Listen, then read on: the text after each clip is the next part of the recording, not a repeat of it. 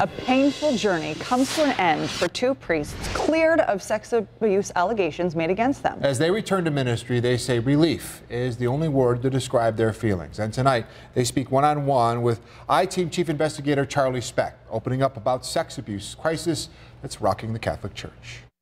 Well, my reaction initially was simply relief.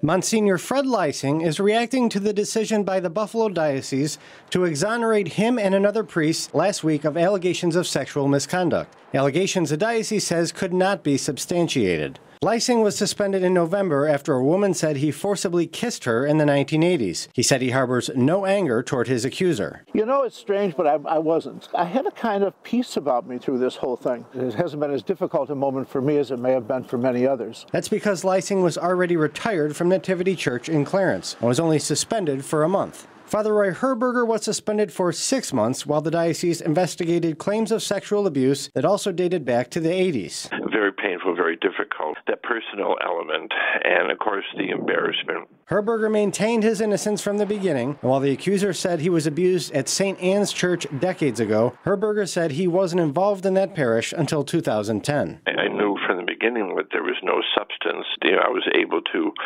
come up with different facts and proof. His suspension stunned parishioners at Saints Columba and Bridget Church in Buffalo, where Herberger was known for his work with the poor and also for his collection of more than 500 nativity sets. Father Roy is a good man and a friend to all who know him, one Catholic wrote online. All who know him are overjoyed. The prayers of the people, the letters, the good lawyer that I had, all worked together, in my favor. Leising said the abuse scandal has had a devastating effect on Buffalo's priests. Because the methodology is such that everybody feels they have a target on their back. But he said the status of priests as all-knowing authority figures needs to change. It's one thing to put me on a pedestal, it's another for me to think I belong there. And I don't belong there. Like anyone else, I'm a sinner.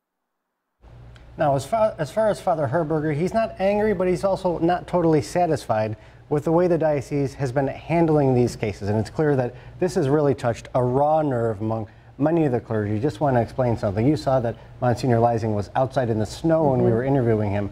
That's because the director of his priest retirement home wouldn't even let any cameras in that home because she said it's been so hard on so many of these priests, even though we agreed only to interview Monsignor Leising. Wow. It's particularly interesting to hear him talking about the methodology.